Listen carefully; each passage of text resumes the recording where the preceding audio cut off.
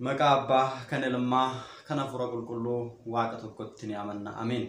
Kabajamtootaaf jaalatamtoota maatiiwwan Waaqayyoo ijoolleen tawaahidoo hundumti keessan hordoftoonni chaanaalii Dhangaa Lubbuu Miidiyaa bakkaa fi lafa jirtanitti nageenyi Waaqayyoo isiniif haa baay'atu akkam jettu. Galanni filfinni Waaqayyoodhaaf haa ta'u nagaa godhu. Guyyaa har'aa kana isin barsiisa isin hubachiisa jedhee gaaffiiwwan keessan yeroo dheeraadhaaf deebitaa jedhee qopheeffadhee kan inni dhiyaadhe waa'ee cuuphaa qeedaarii irratti jechuudha. Biyya qeedaar ximqat yookiin immoo cuuphaan qeedarii maalinni namoota maal hojjetan yookiin immoo maal balleessantu cuuphaa kana cuuphama kan jedhu irratti qopheeffadheen qaba. Hanga xumura sagantaa kiyyaatti akkan hordoftan isiniin jecha warreen haaraa taatanii gara chaanaalii kanaatti dhuftan baga nagaadhaan dhuftanii sabiskiraayib laayik sheer gochuudhaan hordofaa isiniin jecha kallattiidhaan gara qophii keenyatti darbina. Egaatii jalqaba irratti cuuphaa jechuun maal jechuudha yoo jennee ilaalle macaafa qulqulluu irratti wangeela Maarqos boqonnaa 16 lakkoofsa 16 irratti kan cuuphamee fi kan amananii fayyaa kan hin cuuphamne kan namanne immoo itti murteeffama itti faradama jechuudhaan gooftaan keenya qorichi keenya Yesuus Kiristoos dubbateera. Kanaafiyyuu cuuphaan akka nutti murtoofneef akka nutti hin faradamneef firdii bara baraa jalaa oollee jireenya bara baraa argachuudhaaf jecha dirqama kiristaanni kamiyyuu cuuphamuun akka irra jiraatu beekuun barbaachisaadha. Haa ta'uutii cuuphaan tajaajila irratti hundaa'uudhaan karaalee sadii yookiin immoo bakka sadiitti qoodamuudhaan ni ilaalla jechuudha. Cuuphaan inni jalqabaa cuuphaa mucummaati. Guyyaa 40 fi 80tti namni tokko mucummaa Sillaasee argachuudhaaf cuuphamuun kan irra jiraatu jechuudha. Dhuguma isiniin jedha namni lammaffaa bishaanii fi hafuura qulqulluuraatii dhalachuu baannaan mootummaa Waaqayyoo hin dhaalu jedhee gooftaan keenya qorichi keenya Yesuus Kiristoos Niqoodemoosiin akkuma barsiisee wangeela Yohaannis boqonnaa 3 lakkoofsa 5 irraa kaanee akkuma argannu dirqama namni kamuu mootummaa Waaqayyoo dhaaluudhaaf jireenya bara baraa argachuudhaaf mucummaa Sillaasee argachuudhaaf guyyaa 40 fi 80tti cuuphamuun irra jiraata. Cuuphaan kun immoo cuuphaa mucummaa jedhama. Egaatii kanas gaafa ilaallu cuuphaan tokkodha amantaan tokko gooftaan tokkodha. Cuuphaan kun irra hin deebi'amu jechuudha. Inni lammaffaan immoo cuuphaa fayyinaati jechuudha. Namni gaafa dhukkubsate nam fayya dhukkuba foonii kiyyarraas nam fayya jedhee amanee gara tsabalaa deemuudhaan iddoo cuuphaa deemuudhaan gaabbii galuudhaan yoo cuuphame dhukkuba isaarraatii rakkina isaarraa dhiphina isaarraatii kan ittiin fayyudha jechuudha. Inni sadaffaan immoo cuuphaa qalbii jijjiirrannaa yookiin immoo yenissaa ximqat isa jedhamu jechuudha. Akkasumallee qeedaar ximqat jedhamuudhaan illee ni waamama jechuudha. Cuuphaan kun namni tokko cubbuu gaafa hojjete cubbuun isaa fuula Waaqayyoo fuulduratti gaarii akka hin taane erga amanee cubbuu isaarraas nan deebi'a jedhee erga murteessee booda gara abbaa gaabbii isaatti deemuudhaan cubbuu isaa itti himatee erga gaabbiin isaa laatamee booda gaabbii sana raawwachuudhaan cuuphaa kana ni cuuphamaa jechuudha. Cuuphaan kun cuuphaa gaabbii yookiin immoo qeedaar ximqat yookiin cuuphaa qeedaar jedhama. Kanumaan wal qabsiisuudhaan egaatii namni tokko cuuphaa qeedaarii kana kan inni cuuphamu nama maal raawwatedha jennee gaafa ilaalle tokkoffaan roobii fi jimaata kan nyaate dirqama cuuphaa kana cuuphamuun irra jiraata. Nyaata Ayizaabotaa kan nyaate jechuudha. Amantaa isaadhaan faallaa kan ta'e Ayizaabota warra ta'an warra hin amanne nyaata isaanii kan hirmaate yookiin immoo kan nyaate amantaa keenyaan faallaa kan ta'an waliitiin fedhii foonii kan raawwate cuuphaa qeedaarii kana cuuphamuun dirqama ta'a jechuudha. Akkasumallee jechuudha ortodoksii ta'ee amantaa kana keessaa bahee amantaa biroo keessa ture gara amantaa kanaatti gaafa deebi'u cuuphaa qeedaarii kana ni cuuphama. Zaarii callee ateetee akkasuma mucca jireegaa ayyaanota adalmootii xoqaarii abbaa bulee dabalataan immoo qaallicha matatii afurota adda addaaf xonqaayiidhaaf nyaata qophaa'an yoo nyaate yookiin immoo nyaata gabbarsaaf isaaniif qophaa'e yoo nyaate namni kuni cuuphaa qeedaarii kana cuuphamuun irra ni jiraata jechuudha. Inni biraani mana xonqaayii yoo deeme jechuudha. Mana xonqaayii namoonni sababa garaa garaatiif deemu xonoqqolchiifachuudhaaf yookiin immoo nama xonoqqoluuf nama balleessuudhaaf hojii diinaa hojjechuudhaaf kan deeman hojii daabiloos hojii seexanaa kan ta'e gara mana xonqaayii warri deeman cuuphaa kana cuuphamuun dirqamadha jechuudha. Inni biraan dubartiin abaaboon ji'aa irra jiru osoo abaaboon ji'aa sun irraati hin dhaabbatin dhiira wajjin yoo ciiste akkasuma immoo dhiirris dubartii abaaboon ji'aa osoo irraa hin dhaabbatin irra jiru wajjin yoo ciiseera ta'e dirqama qeedaar ximqatii yookiin immoo cuuphaa qeedaarii kana cuuphamuun dirqamadha jechuudha.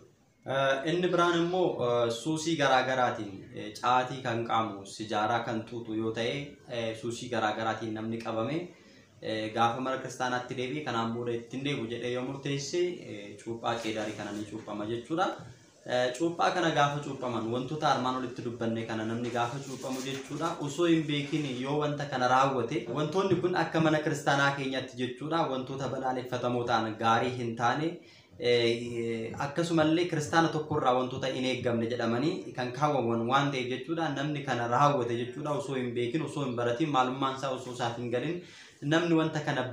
raawwate jechuudha erga cuuphamee booda jechuudha kanaan boodee gara sanatti akka hin deebinee fi cubbuutti deebi'ee akka hin hojjenne sirriitti jechuudha abbootiidhaan jala muramee itti himamee gorfamee hubateeti jechuudha wanta kana kan inni cuuphamu irra jiraatu jechuudha. Lammaffaan immoo osoo beekuu namni cubbuulee kana kan raawwatu yommuu ta'e keessumattuu jechuudha biyyoota garaa garaatti namoonni godaansaan jiraatan jechuudha utuma beekan wantoota kana kan raawwatan yookiin immoo kan nyaatan jiru jechuudha nyaata ijaabotaa keessumattuu kan akka nyaata gaalaa nyaachuu booyyee kan jedhamu wantoota akkasii warri nyaatan jechuudha kiristaanaaf kan hin eeyyamamne jechuudha macaafni qulqulluun kan isaaniif hin eeyyamne gaafa osoo beekanuu nyaatan jechuudha cuuphaa kana erga cuuphamanii booda gaabbiin illee akka isaanii kennamu